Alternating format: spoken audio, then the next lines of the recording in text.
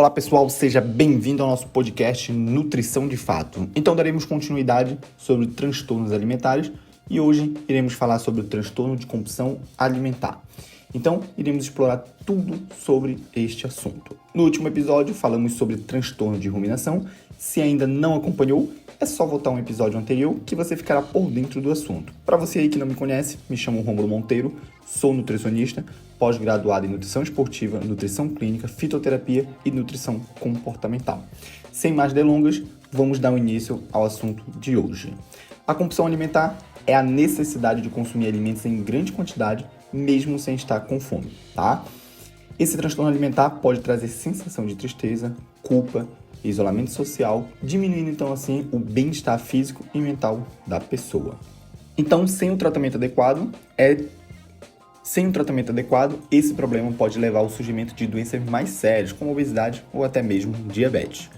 Considerado como um distúrbio alimentar, a compulsão alimentar se caracteriza pela ingestão exagerada de alimento, mesmo sem a pessoa sentir fome ou necessidade física de alimento. Geralmente, quem sofre com esse problema não consegue controlar a necessidade de comer em grande quantidade em pouco tempo, tá?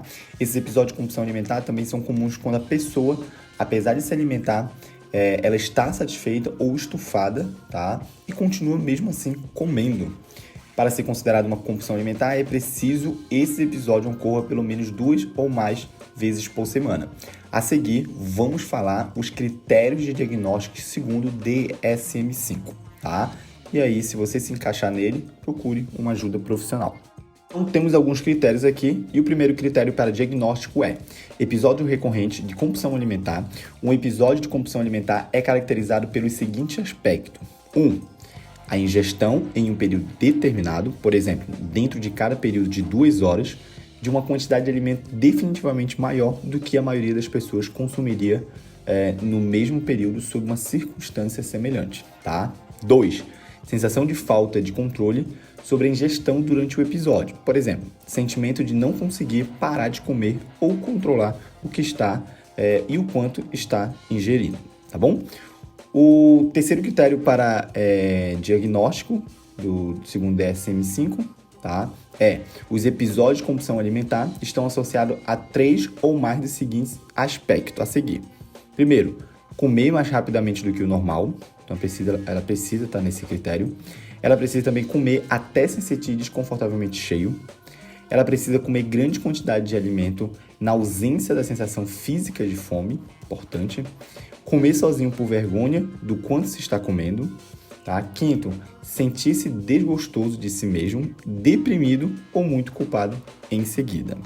Critério C, sofrimento marcante em virtude da compulsão alimentar. Tá? Então a pessoa tem que ter esse sofrimento marcante pelo fato de ela ter comido. Próximo critério, os episódios de compulsão alimentar ocorrem em média ao menos uma vez por semana durante 3 meses, tá bom? A compulsão alimentar não está associada ao uso recorrente de comportamentos compensatórios inapropriados, como a bulimia nervosa, anorexia nervosa, né? E não ocorre exclusivamente durante o curso de bulimia nervosa ou anorexia nervosa, tá bom? É importante, se tiver em remissão, especificar a remissão. Então, as pessoas que estão com compulsão alimentar, ela podem entrar em remissão. E aí existe 2 tipos, a remissão parcial e a remissão completa, tá? A remissão parcial é depois de terem sido previamente satisfeitos os critérios pleno do transtorno de compulsão alimentar. Então, eu falei todos esses critérios, né, acima. E se a pessoa tiver preenchido a metade deles, tá? A gente considera como uma remissão parcial, tá? Por um período de tempo sustentado, importante dizer. Já em remissão completa, depois de terem sido previamente satisfeitos os critérios plenos do transtorno de compulsão alimentar, nenhum dos critérios é mais satisfeito por um período sustentado. Então, se a pessoa ela não come mais rápido, ela não sente mais desconfortamento cheio, ela não come grande quantidade de alimento sem estar com fome por muito tempo, né, por um tempo determinado, ela está em remissão completa, tá bom? É importante também especificar a gravidade do transtorno, né? Temos algumas gravidades aqui que vamos classificar. Então, o nível mínimo de gravidade baseia-se na frequência de episódio de compulsão alimentar e o nível de gravidade pode ser ampliado de maneira a refletir outros sintomas e o grau da incapacidade funcional. Então, por exemplo, a pessoa pode ter compulsão alimentar leve. O leve seria de 1 a 3 episódios de compulsão alimentar por semana. Já o moderado é aquela pessoa que tem de 4 a 7 episódios de compulsão alimentar por semana. O grave é de 8 a 13 episódios de compulsão alimentar por semana. Já o extremo é de 14 ou mais episódios de compulsão alimentar por semana. Então é importante sempre classificar. O transtorno de compulsão alimentar ocorre em indivíduos de peso normal ou com sobrepeso ou até mesmo em obesos. O transtorno é consistentemente associado ao sobrepeso e até mesmo à obesidade, em indivíduos que buscam, pelo menos, tratamento. Contudo, é importante dizer que é distinto da obesidade. A maioria dos indivíduos obesos não se envolve em compulsão alimentar recorrente. Além disso, comparado a indivíduos obesos de peso equivalente, sem transtorno de compulsão alimentar. Aqueles com transtornos consomem mais calorias em estudos laboratoriais do comportamento alimentar e têm mais prejuízo funcional, qualidade de vida inferior, mais sofrimento subjetivo e maior comorbidade psiquiátrica. E a prevalência do transtorno de compulsão alimentar geralmente são entre mulheres e homens adultos norte-americanos com idade igual ou superior a 18 anos. É de mais ou menos de 1,6% a 0,8%, respectivamente. Tá bom?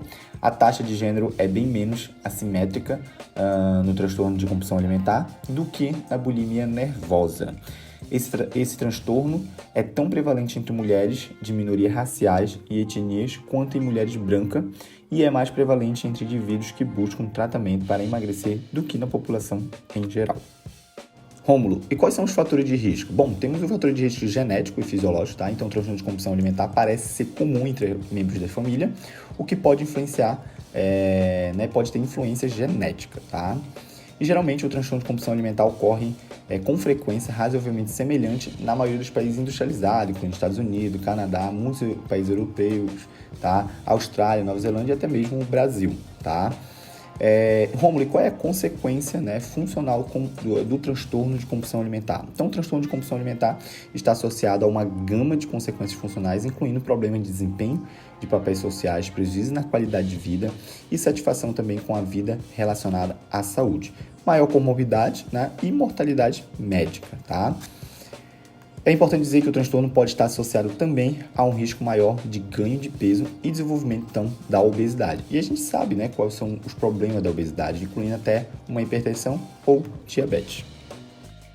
É importante também dizer que, geralmente, o transtorno de compulsão alimentar está associado com algumas comorbidades, psiquiátricas, significativamente comparável com a da bulimia ou da anorexia nervosa. Então, os transtornos comórbidos mais comuns são as pessoas com transtornos bipolares, transtorno depressivo, transtorno de ansiedade e de um grau menor, Transtorno por uma substância.